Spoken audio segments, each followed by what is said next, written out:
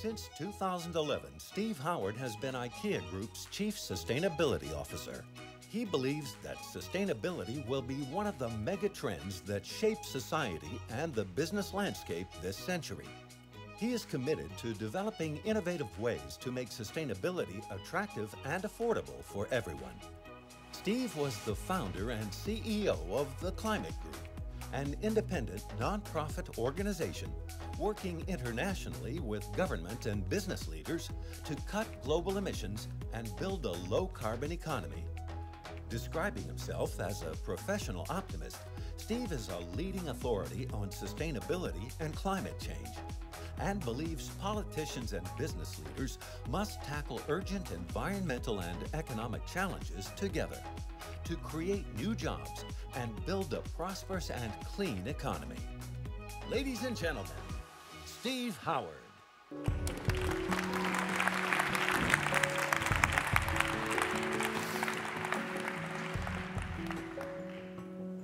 It's quite disturbing to see your face that big, actually. It's an honor to be here this afternoon, and an honor to chair the jury, really, and a responsibility as well. You have to put up with me for a few minutes before you find out the stuff you really want to know, which is who's won today. I'm just going to share some personal reflections. I'll touch a little bit on what we've been doing at IKEA, but also some trends in the world around us. First, I'd just like to actually go back. When Jim and I started the Climate Group 12 years back, we were looking for funders that would take a leap of faith. Being a social entrepreneur or a business entrepreneur is very, very similar. And actually, Dune Foundation was one of the very first funders to support us, a long-term funder of the Climate Group. So it's actually special for me to be here because without Dune Foundation and one or two others, the Climate Group wouldn't have succeeded. So thank you very much for that.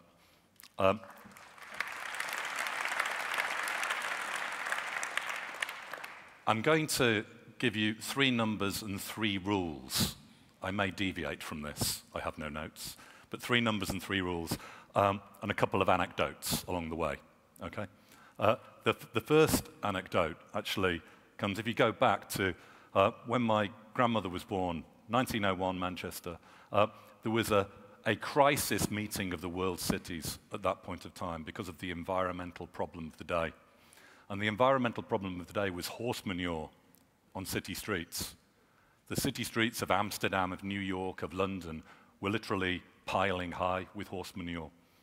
And there was a projection that said by 1950, the streets of London would be 10 feet deep in horse manure, 3 meters deep, and people were really alarmed about this. And the horse industry did not come up with a plan, actually. There's some lessons from history on this. But it was actually, people solved it. It was the trams, it was the automakers, it was the bicycle makers, it was the buses that solved it. And actually, over the following 20, 25 years, the horse manure pretty much disappeared from the streets. An incredible pace of change. So this is to say we've seen this movie before. I'm going to run through the sort of the stuff we know well, but I frame sustainability for my colleagues at IKEA with 3 numbers, and they're quite daunting, but you think we have had challenges in the past, and what people do best is come together around great challenges. So these numbers are easy to remember. The first number is 1.5. Probably most people know this here, but currently we're using the resources of 1.5 planets every year. The fisheries that we overconsume, the excess CO2 we put in the atmosphere, the water that we extract from, that we really mine, that's thousands of years old and overexploit, the farmland that we slowly actually destroy the soil. Really 1.5 planets. We all know how many planets we have. And the cautious business as usual projection is we get to 2.5 planets sometime in the next 20, 30 years or so. And that's definitely more planets than we have. And people talked about the financial deficit and the fiscal deficit and the economy. Well, actually being in planetary deficit is actually more serious. And we've been kind of in planetary deficit since about 1980. And we're beginning to really feel the consequences of it today. So we have to change course radically on that. It is not the time for incrementalism. It's the time for transformational change and big ideas. The second number, so the first one's 1.5, the next one's 3. And this is a good number, mostly a good number. It has challenges with it, but it's a good number.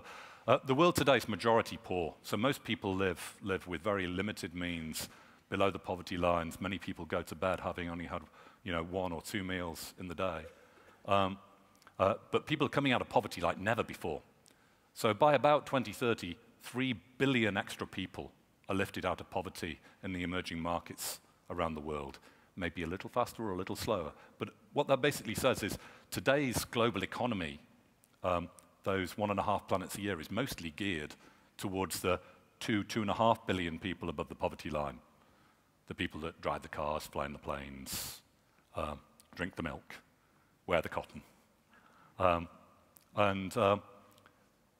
We're going to dramatically expand that number in 15 short years.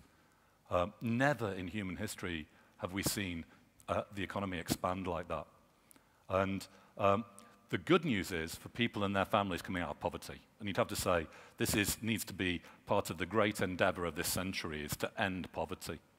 And I think you can see even in Africa now, a lot of sub-Saharan Africa, which I lived in Kenya for a couple of years, and I thought that Africa was lost for another century, but now you can see people coming out of poverty there, new businesses developing, actually really looks like many countries are actually on a really good economic development path.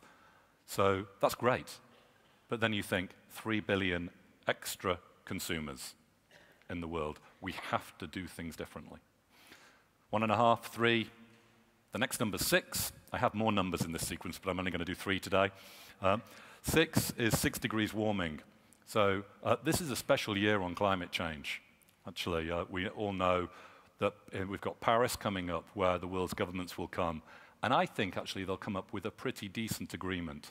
It won't be everything we need, but it will be enough to actually drive further progress. We'll really see a wave of innovation in this low-carbon world as we start to get stronger and stronger government policy. Let's keep our fingers crossed on that and do what we can to push that over the line.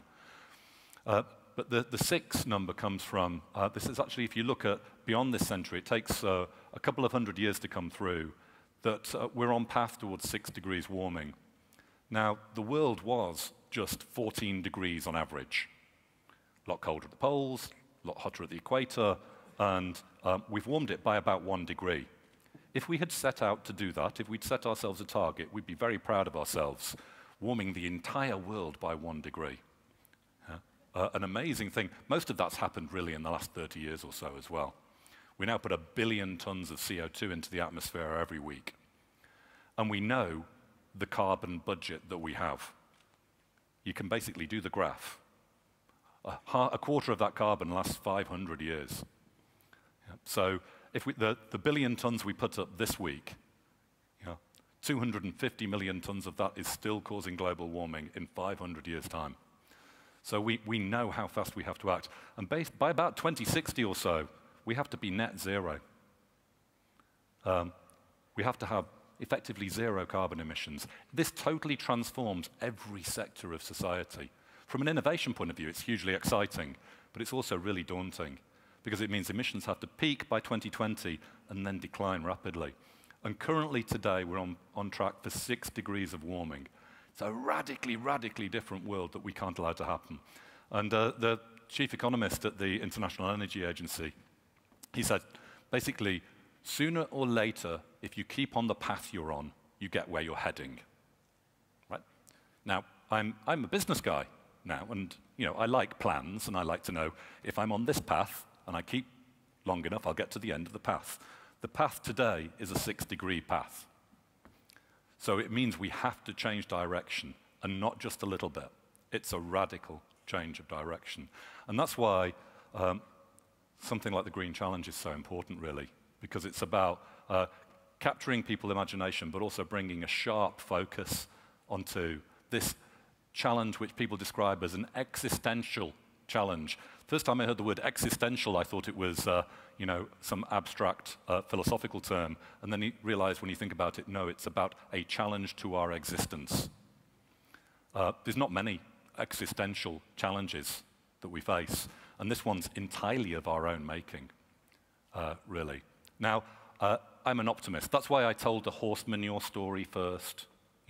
If you were really, really, really worried about horse manure in 1900 and you hung around for 25 years, you saw the problem go away. I believe this is a solvable problem for us. So I'll give you my 3 rules. Now, the first one, it's been a learning probably over a long time for me, but it's go all in. Or sometimes I talk about the power of 100%. And there's actually a good friend of mine in HSBC, the bank, who several years ago took them carbon neutral. And he said he could have gone into the board and said, we can go for a 2% reduction on energy a year for the next 25 years. And the board would have said, fine, next. And he said, we're going to go carbon neutral instead. So it was there's something about actually going all in. I'll give you an example from some of the things that we've done. If you have targets, this is in businesses, in organizations, in governments. I have said this, and I've seen heads of state write it down, actually. I don't know how many have acted on it yet. I'll keep count on that.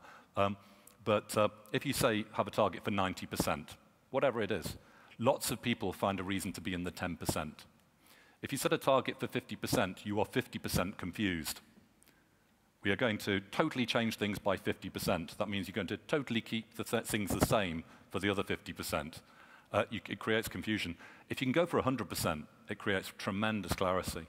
And that's why you can see with the entrepreneurs that we have today, actually they're going all in with the ideas they have to disrupt industries. We did this about 4 years ago in IKEA. We sell a lot of lights in IKEA. And I think that a part of the inspiration came from this, came from something that the lottery did here with LED bulbs, giving 2 million bulbs away 6, 7 years ago, I think it was. And I had our lighting council, we had a meeting with the lighting council, and I just said, thinking I might be fired for it actually, I said, why don't we just ban the halogens and ban the CFLs? How fast can we do that? And then the team came back about 2 months later and they said, this is the pre-study. We can ban them by the 1st of September 2015. We can only sell LED bulbs in our stores then. We think we can get to the right price point at that point in time and totally take away all of the others. And then we took a couple of steps. We made the decision to do that. But then we got the whole business purpose behind that. So straight away, we didn't make an investment that we would have made in slightly better compact fluorescent bulbs. We put all of the money behind the LEDs. We totally went back up the supply chain and figured out how could you improve quality and improve the price of everything. We agreed to have margins, the profit, incredibly low at every point in the business, so you could get to the right price faster. We said, let's actually just put some big orders back up the supply chain to get to scale. And about 18 months ago, we saw the market start to respond. People got the value proposition on these bulbs. They are the next best thing to daylight, LEDs. Really, you've got something that will last 25 years or so. If we put them end to end in their use, we sold about 1 billion years of light this last year, and with the LEDs. Now, it's one company, it's one thing that you can do, but that's 4 years to go from being a business selling halogens and CFLs to a business only selling LEDs in stores around the world. The other thing we picked on was to go 100% for renewable energy. And we thought renewable energy is better. And it's interesting, people talked about it as alternative energy. If you were a visitor from space, I don't know if we've got anyone from space here today, or may think they are, but you can talk to me afterwards. But if you were a visitor from space, you came down and you saw actually people going to drill in the Arctic to take fossilized dinosaur food out from under the Earth's crust and to burn it, causing planetary changing pollution with huge financial risk and devastating environmental, social, and economic consequences, and that's mainstream energy. And then you saw a wind farm spinning or a solar panel generating dependable, clean energy, where once it's installed, your cost of energy production is free, yeah? Then which would look like mainstream energy? Where would you say the risk was? Where's the common sense? Where's the smart money? So we said, we'll put our money behind renewable energy and common sense energy. We'll put it behind. So now we've got 23 wind farms spinning in 9 countries, and soon we'll have installed our 1 millionth solar panel. I was telling the ambassador from the US just earlier that in the US, actually, we've got the largest rooftop solar installations in 10 US states on IKEA stores and distribution centers. When our CFO, our new chief financial officer, turned up 3 years ago, after about a week, he just said, I thought you owned the wind farms. And I said, no, you own them, Alistair. You own them. And he was like, oh, I own these wind farms. And obviously on behalf of the company. But, and then we looked into it, and these give a really good return. This is a good financial investment, but it's also fantastic for the business. We completely eliminate the greenhouse gas emissions directly associated with our own factories, our distribution centers, and our stores. And we set a target for 70% this year. Don't worry, it is 100% for 2020, and we'll be over that 70% for this year. And we're right on track to get ahead of schedule to our 100% target. So there's something about the power of going all in. Anybody setting targets anywhere, set yourself the boldest one. The first time I said this publicly, I then went back to my team and said, we've got some targets that aren't 100%. Let's really look at those. And I think we've pretty much eliminated all of them now.